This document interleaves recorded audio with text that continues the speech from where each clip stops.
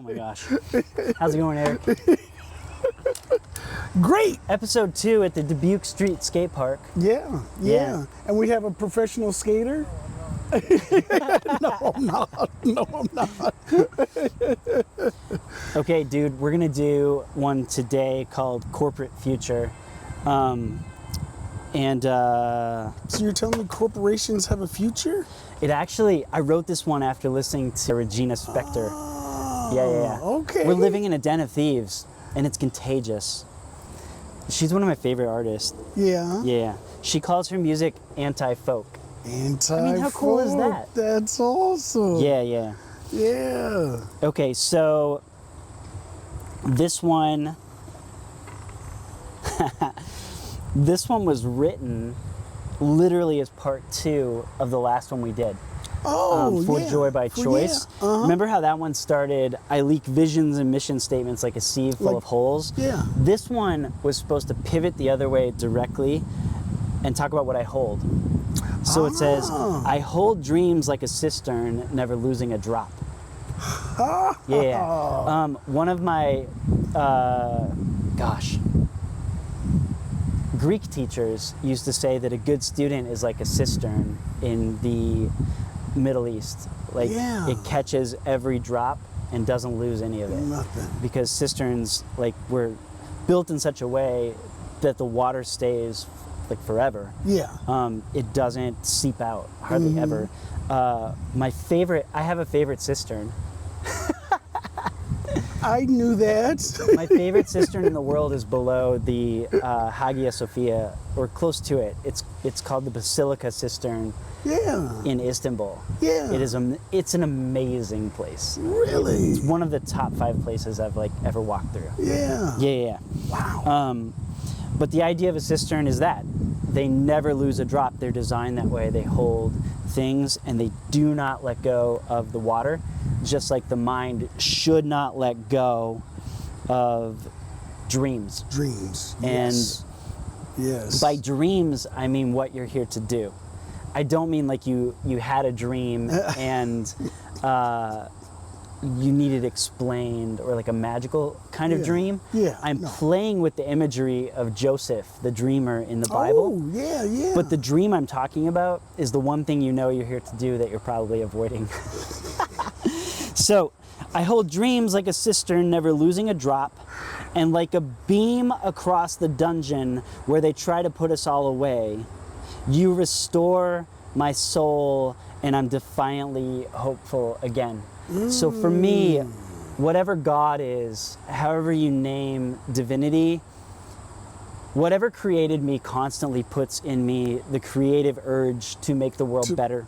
Yeah. And specifically to do it through poetry and playing with ancient literature. Yeah. There are a million people in the world writing academic things to other academic people, but to me, what art does is it captures the beauty of creation and gives it back to people in a way that's helpful. Right. And I like to do that with antiquity. I don't actually care about any of the other stuff. And so whatever that God is, that God restores my soul and makes me defiantly hopeful again every time I think of a new poem that I have to write. Yeah. It's like a light beam shooting across the dungeon. So in the story of Joseph, he always tries to do the right thing, and he keeps going lower and lower. His brothers sell him into slavery. He finally makes his way to the top of the slaves, gets falsely accused, and ends up in the dungeon. And the imagery is from where he's in the dungeon. It's just like a beam of light coming across it, that there's still something to live for and still a reason to be good. Yeah. Right? All right. Fantastic. Okay, now we're going to flip to Jesus' world. It says, imagine trying to sell a Galilean healer on silly slogans, quick fixes, and friendliness meetings. When he feels the heartbeat of the earth in his feet and each of her children as close as family. So we're turning on the idea that corporations fake family, and we're zooming into the idea That's awesome. that the character of Jesus, or really a Galilean hero or hero-healer in general, whether it's Bendosa or Hanina or Jesus in the Gospels. They walk in simplicity. They're very connected to the earth and the ground, and they're very aware that all people are sacred at all times, and that the divinity that everyone's seeking is actually in you and actually in me. Yeah, right? okay. Isn't that far out? Yeah. Yeah. Wow. So it's saying, try taking a person like that and giving them your corporate slogans and quick fixes to the world and friendliness meetings, when he's after all that other stuff that matters more. Yeah. Right? Okay. Right. And then the next line is, how's that for company identity? All your diviners are cutting themselves, haunted by the ghost of corporate future. There's this famous scene in the Hebrew Bible where Elijah has a showdown with 400 prophets of Baal on Mount Carmel. I prefer chocolate. And all of the diviners are trying to get this false god to notice and speak and light an altar on fire to prove Baal's existence. And the diviners try chanting and dancing, and then they're actually cutting themselves, bleeding, so that divinity will speak into the situation. And for me, that's what companies are doing right now while the world's ending. We'll sell you a Lexus, and polar bears are treading water. We need you to keep doing the cycle of blind purchasing when we're fundamentally running out of resources and your grandchildren aren't going to have enough water, right? Right. And they're going to be buying air in little bottles like you do water. Yeah. And so it wraps up by saying, I smile through glassy-eyed chaos and tread water with every space-age polar bear. The great wind down ensues, or ekpyrosis begins. And no matter, because I know they'll feel exactly the same. All right, let me unpack that. Okay. I like it. So the first line's easy. I smile through glassy-eyed chaos. I actually, as an artist, bring chaos. It makes me grin. And a lot of times I'm doing it through tears because I'm so upset about how bad things actually are. Right. And I will look it in the face. Yeah. A little craziness at the Iowa dorm. A little craziness. Yeah. And then it says, I smile through glassy-eyed chaos and tread water with every space-age polar bear. Have you watched the footage on Planet Earth or Blue Planets? They use the same footage of a polar bear swimming and swimming and swimming to its death. Yeah. Because there's nowhere for it to stand. Yeah. And I call it a space-age polar bear for a reason.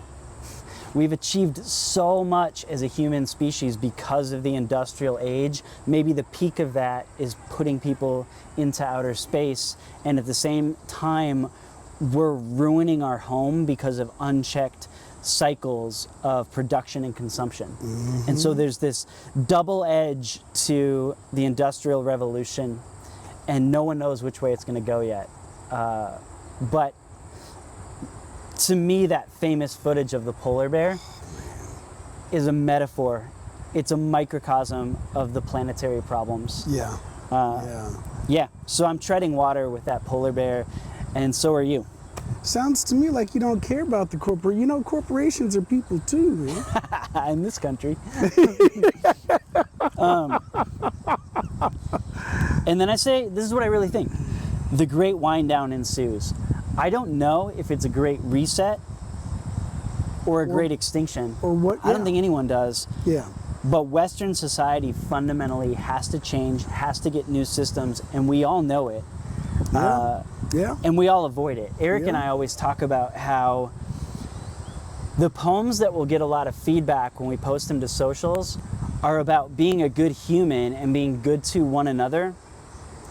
But the most important things we write are calling things exactly like we see them, about overconsumption and the problems that it's producing. And a lot of times people don't know what to say to that. Right. They don't even know how to look at it. They just like duck it. And we're saying don't duck it. Be inventors, creators, and artists that make things that matter because a better world is possible. Right. That's what you should do. Right. So the last line says, the great wind down ensues or ekpyrosis begins.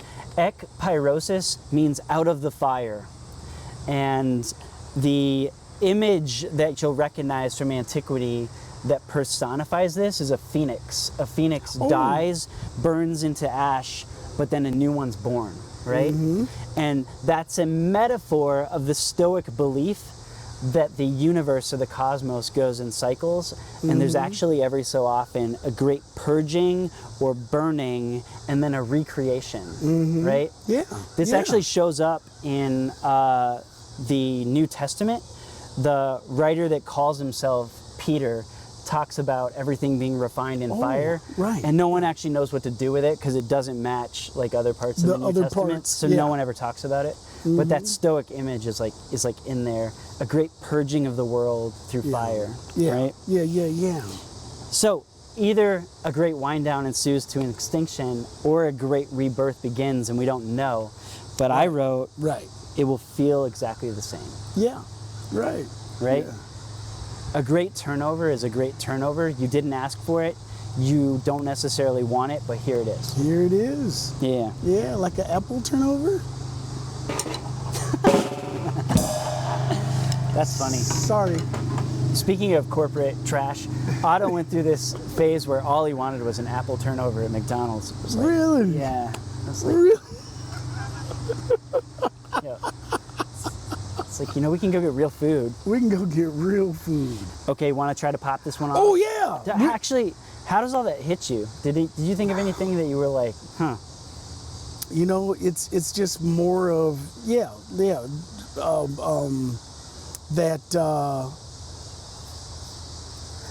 that corporation people thing, right? And there's, I don't know if they call it a model or whatever, that corporation, like, you make $1 billion this year. Well, next year, if you don't make $1.1 billion, you have failed. If you're not growing, you're dying. Right. Right? Right. And it's like, is there a middle space where we're just thriving? Right. Yeah. What's wrong with that? I don't know. It's a good question. Well, there we go. And that's a good point. Yeah. I can't say it better, so let's see if we can pop this one off. Let's do it. Lay something down and see what I can do. All right, Texton Rockers, here is Corporate Future. Corporate Future.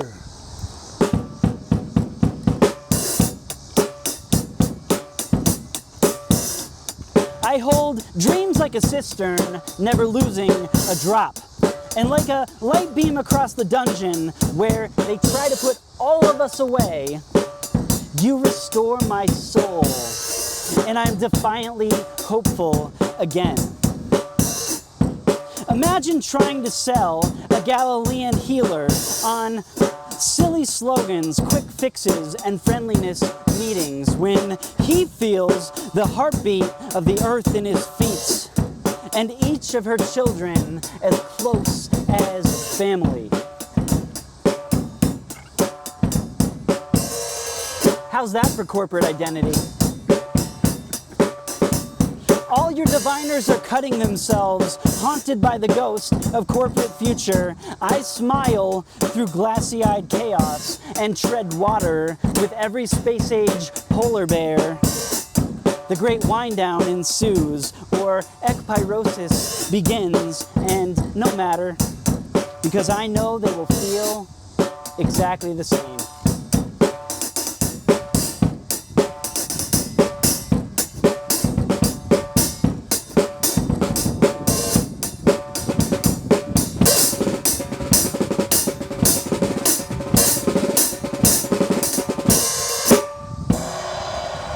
That was awesome.